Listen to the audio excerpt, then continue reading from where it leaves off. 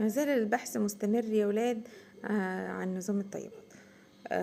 تعالوا نشوف كلام بقى الدكتور مصطفى محمود من سنين كتير عن اللبن، عشان اللبن ممنوعات نظام الطيبات.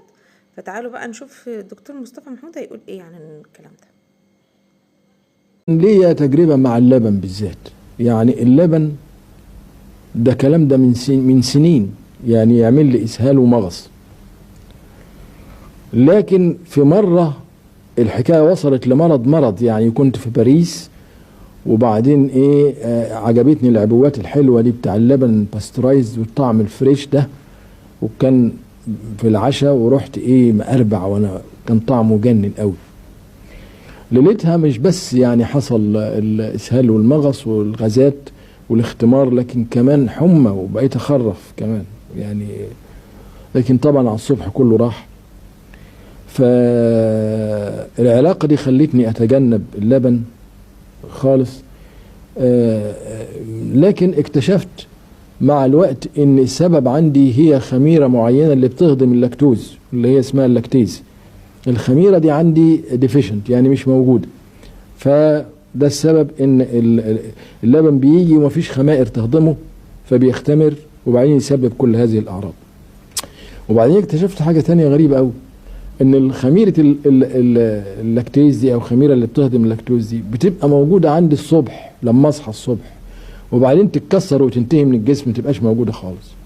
فلو شربت اللبن ده الصبح على الريق على الفطار، اشرب كوباية وما يجراش اي حاجة. فدي تجربة مؤكدة تثبت ان في علاقة بين مرض يعني اسهال ومغص وقرح في المصران والام وتخريف ومش عارف حمى، كله بسبب علاقة اللبن بالذات. ولو ان هنا ما هياش ألرجي، ده هنا خمائر، يعني هي نوع تاني.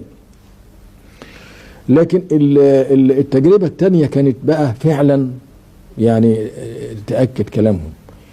يعني ده كان مرة ليا زميل طبيب جاب لي هدية كابوريا، جابها من مش عارف من مرسى مطروح ولا كمية بقى وفريش بقى وطعمها يجنن.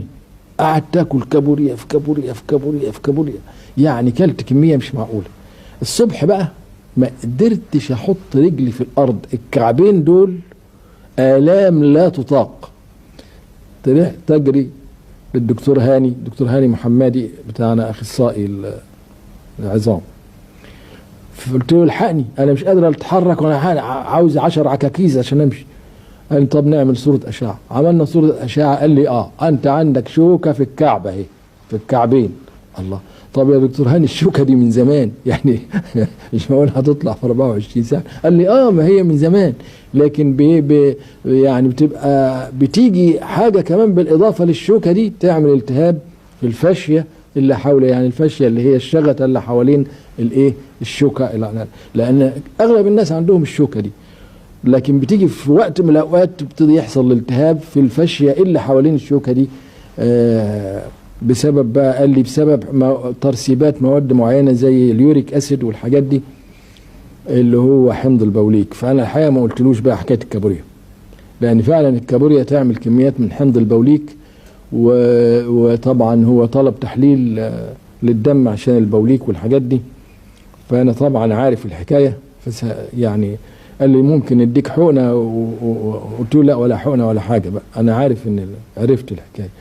فطبعا اللي حصل ان الكابوريا عملت كمية كبيرة من حمض البوليك، ترسبت في المكان ده بالذات، وعملت التهاب في الفاشية اللي حوالين البتاع. فما قدرتش، دي خدت يمكن 15 يوم بس، خفت خالص وانتهت.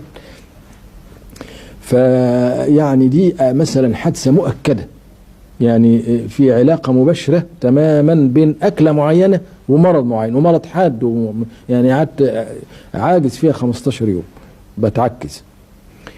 ايضا مسألة الروائح عندي، مثلا ريحة الورنيش والبنزين والجاز يعملوا لي زكام ومناخيري رشح فورا. وكذلك البرفانات النفاذة التقيلة، الياسمين القرنفل يعملوا لي زكام على طول. يعني مسائل دي يعني لا شك فيها، وفي اساس للناس دي. الناس دي مش بتتكلم من فراغ. يعني العلم ده اللي هو الكلينيكال ايكولوجي ده فعلا ممكن يبقى علم وانتيتي طبيه قائمه بذاتها. لكن طبعا في مبالغات يعني انا مش قادر ابلعها. يعني حكايه